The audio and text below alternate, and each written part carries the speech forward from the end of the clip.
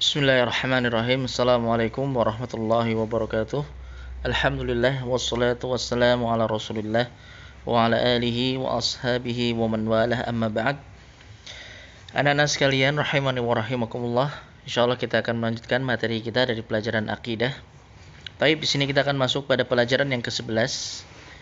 Di sini menyebutkan bab yang baru tentang sikap berlebihan terhadap kuburan orang-orang soleh akan menjadikannya sebagai berhala yang disembah dari selain Allah SWT. Taib. Ya, tentunya kita sudah melewati pembahasan terkait dengan ghulu terhadap orang-orang soleh, ya, berlebihan terhadap orang-orang soleh, ya, berlebihan dalam memuliakan mereka, berlebihan dalam memposisikan atau mendudukkan mereka melebihi kedudukan yang seharusnya, sehingga akhirnya menyebabkan seseorang terjatuh ke dalam perbuatan kesyirikan. Maka terkait dengan ghulu terhadap orang-orang soleh ini juga bisa menjadikan kuburan dari orang-orang soleh tadi sebagai berhala yang disembah selain Allah Subhanahu wa taala. Taib, ini yang sebagaimana terjadi di zamannya Nabi Nuh alaihi salam. Kemudian di sini dalam mukadimah disebutkan sikap ghulu terhadap kuburan orang soleh akan menjadikan kuburan tersebut sebagai berhala yang disembah dari selain Allah Subhanahu wa taala. Maka wajib untuk berhati-hati dan menjauhkan diri dari semua perkara yang menghantarkan kepada kesyirikan. Taib. Kemudian di sini dibawakan sebuah hadis rawa Malik fil Muwatta anna Rasulullah sallallahu alaihi wasallam qala Allahumma la taj'al qabri wathanan yu'bad ishtadda ghadabullahi ala qaumin ittakhadhu qubur anbiya'ihim masajida. Itu yang benar, ittakhadhu, ya, bukan ittakhidhu, tapi ittakhadhu qubur anbiya'ihim masajida. Imam Malik meriwayatkan dalam Al-Muwatta, dalam kitab beliau Al-Muwatta, ya, Al-Muwatta ini merupakan kitab kumpulan hadis yang pertama yang disusun oleh disusun setelah sepeninggal Rasulullah sallallahu alaihi wasallam. Jadi kitab yang mengumpulkan hadis-hadis Rasulullah sallallahu alaihi wasallam yang pertama kali disusun itu adalah kitab Al-Muwatta ini, yang mana disusun oleh Imam Malik bin Anas rahimahullahu taala. Taib. Di sini Imam Malik meriwayatkan dalam kitab beliau Al-Muwatta bahwasanya Rasulullah sallallahu alaihi wasallam bersabda, ya, beliau pernah berdoa kepada Allah Subhanahu wa taala, ya Allah, janganlah engkau jadikan kuburanku sebagai berhala yang disembah. Jadi Rasulullah sallallahu alaihi wasallam meminta kepada Allah Subhanahu wa taala agar menjaga kuburan beliau setelah beliau wafat, agar kuburan tadi tidak dijadikan sebagai berhala yang disembah oleh manusia, sebagaimana yang terjadi kepada kuburannya para nabi yang lainnya. Para nabi maupun orang-orang soleh yang lainnya yang banyak kuburannya dijadikan sebagai berhala yang disembah. Kemudian beliau mengatakan Allah sangat murka kepada orang-orang yang menjadikan kuburan nabi-nabi mereka sebagai tempat ibadah. Ya, Allah Subhanahu wa taala sangat murka. Ya, Allah sangat marah kepada orang-orang yang menjadikan kuburan nabi-nabi mereka sebagai tempat ibadah. Taib. Kemudian Wali bin Jarir bisanadihi an Sufyan an Mansur an Mujahid afara'aitumul Lata wal Uzza qala kana yaluttu lahumus sawiq famata fa'akafu ala qabrihi wa kadzalika qala Abu al-Jawza an Ibnu Abbas kana yaluttu as-sawiqa lil hajj.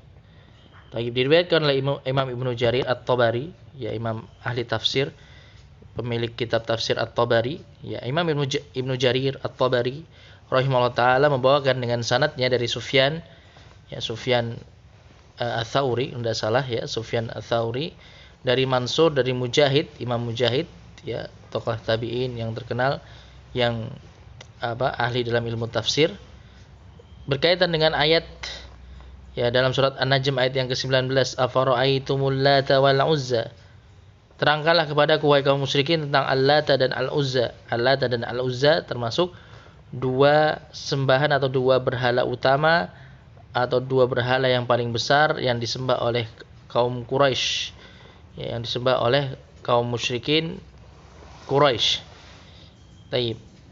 Kemudian Mujahid mengatakan, Imam Mujahid rahimahullah taala menjelaskan Al-Lata, ya, berhala Al-Lata itu dahulunya adalah orang yang mengadon tepung, ya, dari orang yang dahulunya itu biasa mengadoni tepung dengan air atau minyak untuk jadikan roti, ya, sebagai makanan untuk para jamaah haji. ya. Jadi dia biasa membuat roti, ya. Jadi yalutu as-sawiq. Jadi kata Allah tadi situ dari kata latta yalutu, yaitu mengadoni tepung, ya, mengadoni tepung, mencampur tepung dengan air atau minyak untuk dibuat roti, kemudian disuguhkan kepada para jamaah haji. Baik, setelah dia meninggal, maka manusia senantiasa mendatangi kuburannya. Jadi Lata di sini dia orang soleh. Dahulunya orang yang soleh, orang yang biasa menjamu para jamaah haji, orang yang terkenal kebaikannya. Kemudian setelah dia meninggal, maka manusia senantiasa mendatangi kuburannya. Jadi kuburannya senantiasa dikunjungi oleh manusia. Kemudian mereka beribadah di sana. Ya. Kemudian mereka beribadah di sana. Yang awalnya beribadahnya kepada Allah, tapi lama-kelamaan kemudian mereka menjadikan kuburannya tadi sebagai berhala yang disembah selain Allah Subhanahu wa taala. Demikian pula tafsiran Ibnu Abbas sebagaimana dituturkan oleh Abul Jauza, bahwasanya dia itu pada mulanya adalah orang yang mengadoni tepung untuk para jamaah haji. Hadis riwayat Bukhari. Tayyib. Jadi ini asal muasal salah satu berhala terbesar dari berhala-berhala orang Quraisy, yaitu Al-Lata, yang awalnya dia adalah orang yang soleh di masa hidupnya. Kemudian setelah dia meninggal, maka manusia berbuat ghulu terhadap kuburannya. Akhirnya dijadikan sebagai berhala yang disembah. Baik, kemudian wa Ibnu Abbas radhiyallahu anhu maqala la'ana Rasulullah sallallahu alaihi wasallam zairatil qubur wal muttakhidina 'alaiha al masajida was surja rawahu ahlus sunan. Diriwayatkan dari Ibnu Abbas radhiyallahu anhu, dia berkata, Rasulullah sallallahu alaihi wasallam melaknat kaum wanita yang menziarahi kuburan. Ya, nanti terkait dengan hukum ziarah kubur untuk wanita nanti akan Ustaz jelaskan insyaallah. Kemudian orang-orang yang menjadikan kuburan sebagai tempat ibadah, dan juga orang-orang yang memberi penerangan lampu di atas kuburan. Ya, jadi kuburan diberi penerangan, diberi lampu di atasnya, diberikan dibangun di atasnya bangunan, ya, kemudian diberi hiasan-hiasan. Tayyib, ini termasuk orang-orang yang dilaknat oleh Rasulullah sallallahu alaihi wasallam. Hadis riwayat para penulis kitab sunan. Ya, hadis ini diriwayatkan oleh ashabus sunan, yaitu para penulis kitab sunan. Ada Sunan Ibnu Majah, Sunan An-Nasai, Sunan At-Tirmidzi, Sunan Abu Dawud. Taib, ada 4 ashabus sunan. Jadi yang kalau disebut ashabus sunan, itu yang dimaksudkan adalah Imam Abu Dawud, Imam At-Tirmidzi, Imam An-Nasai, dan Imam Ibnu Majah, yang mereka memiliki kitab karangan hadis yang mengumpulkan hadis-hadis Rasulullah yang disebut sebagai sunan. Ya, sunan, kitab sunan. Jadi sunan itu artinya kumpulan hadis-hadis Rasulullah sallallahu alaihi wasallam. Ya, kumpulan hadis-hadis Rasulullah sallallahu alaihi wasallam, karena sunan itu bentuk jamak dari sunnah. Ya, asalnya bentuk jamak dari sunnah, jadi sunan. Ya, tayyib. Kemudian di sini ada beberapa kosakata. Yang pertama al-wathana, yaitu berhala, yaitu semua yang disembah selain Allah Subhanahu wa taala disebut sebagai al-wathan. Ya, berhala yang disembah selain Allah Subhanahu wa taala. Kemudian ada al-lata, ya tadi berhala, salah satu berhala terbesar orang Quraisy. Lata adalah nama orang soleh yang disebut dengan pekerjaannya, yang dia suka mengadoni tepung tadi, atau merupakan pecahan dari kata Allah. Ada juga yang menyatakan bahwasanya Al-Lat itu pecahan dari kata Allah, jadi menyerupai kata Allah. Jadi dinamai dengan Al-Lat itu untuk memiripkan nama dengan Allah. Ya, jadi supaya mirip namanya dengan Allah.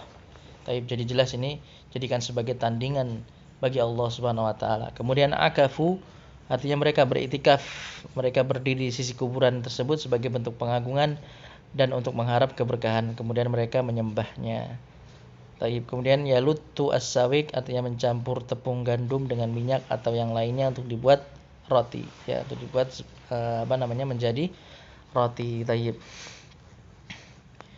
Kemudian di sini pokok-pokok pembelajaran yang kita pelajari dari pelajaran yang ke-11 ini.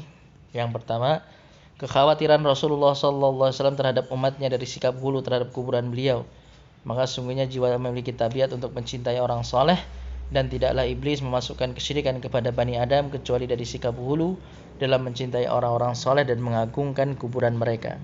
Oleh karena itu Rasulullah Shallallahu Alaihi Wasallam mengkhawatirkan umatnya terjatuh kepada sikap hulu terhadap kuburannya, sebagaimana telah terjatuhnya Yahudi dan Nasara terhadap kuburan para nabi mereka, sehingga menjadikan kuburan para nabi sebagai berhala yang disembah selain Allah Subhanahu wa Ta'ala.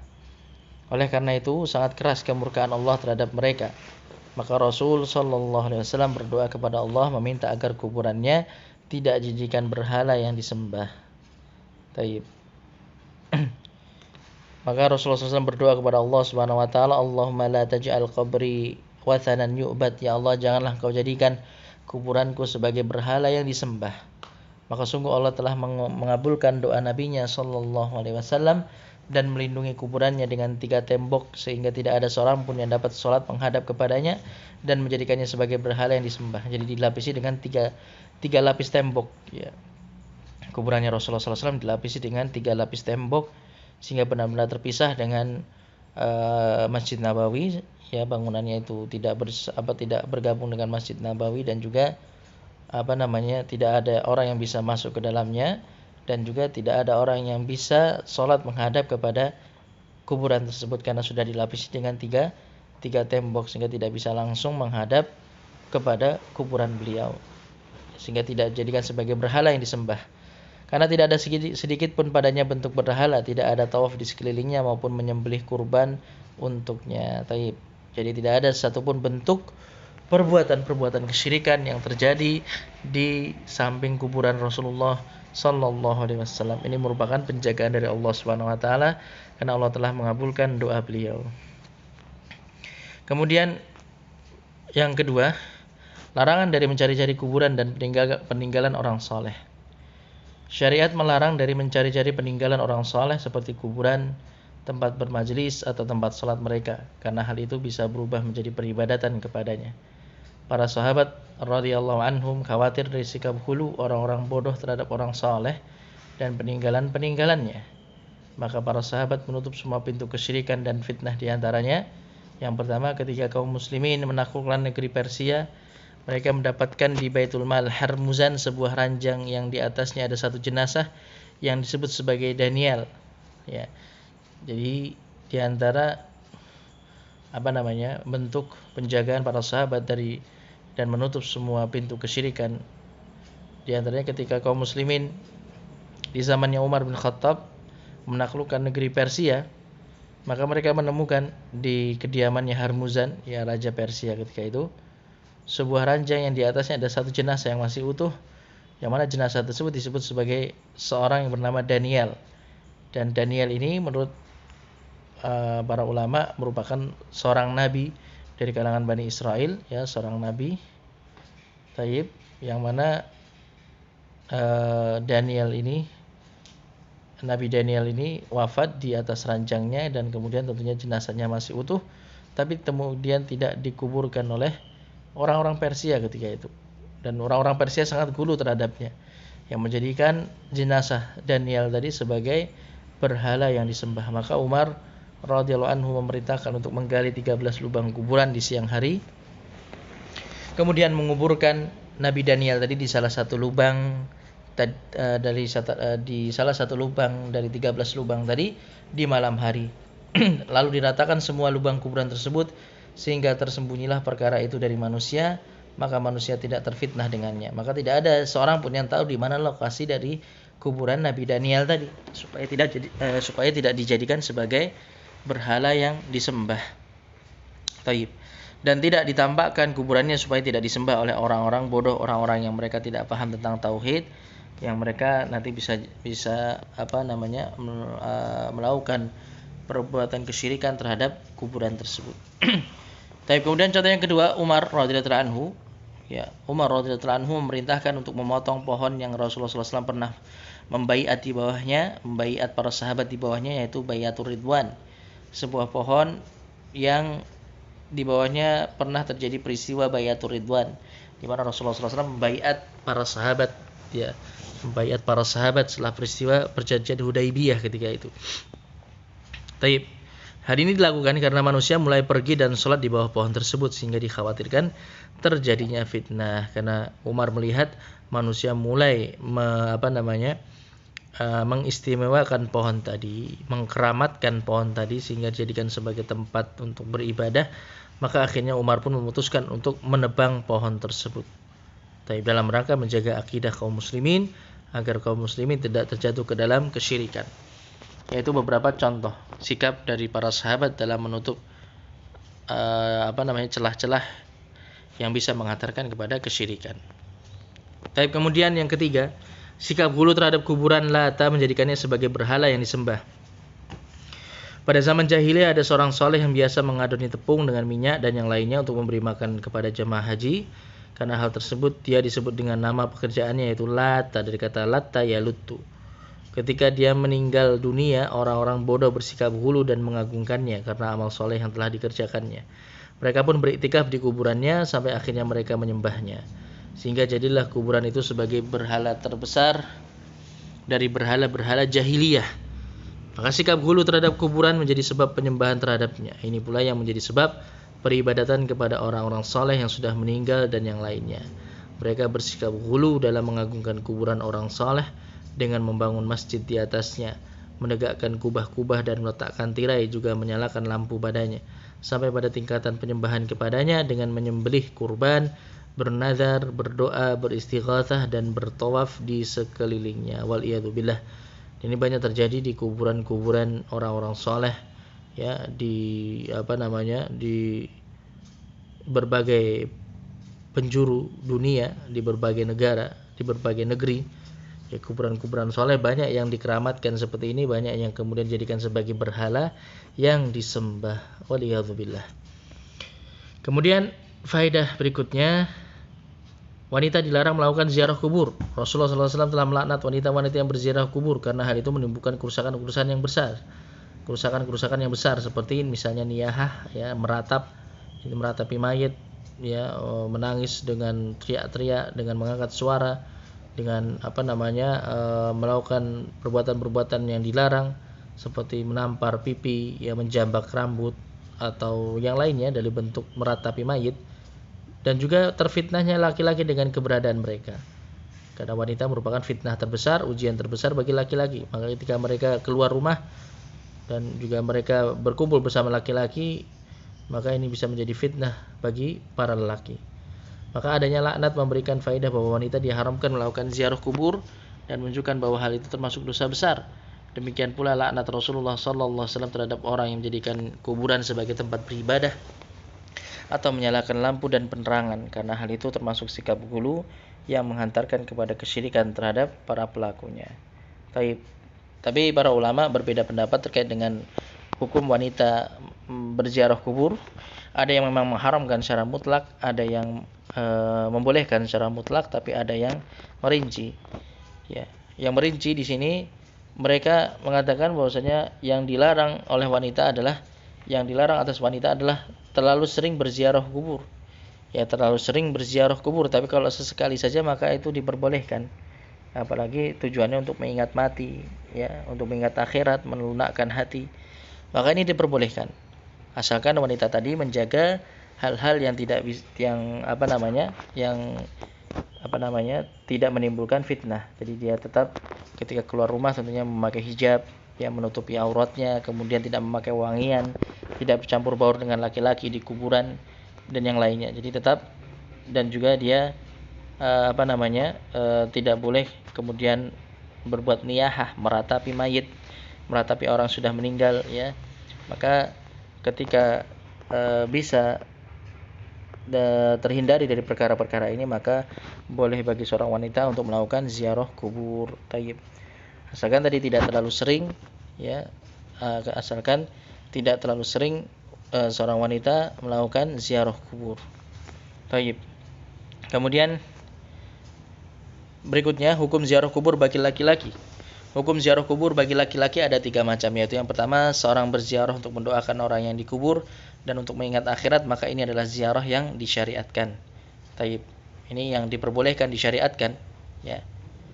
Ini ketika ziarah kubur untuk mendoakan orang yang sudah mati dan juga untuk mengingat akhirat. yang mengingat akhirat, mengingat kematian, maka ini diperbolehkan. Kemudian yang kedua, seorang berziarah untuk beribadah kepada Allah di sisi kuburan atau untuk berdoa dan menyembelih kurban untuk Allah di sisi kuburan tersebut. Ini adalah ziarah yang bid'ah, yang tidak ada tuntunannya dalam syariat, dan juga akan menghantarkan kepada kesyirikan, dan termasuk ini perbuatan dosa besar dan termasuk perkara yang dilaknat oleh Allah dan Rasulnya. Ya, sudah berlalu banyak dalil-dalil yang menyebutkan haramnya perbuatan ini. Perbuatan ini dilarang keras dalam agama.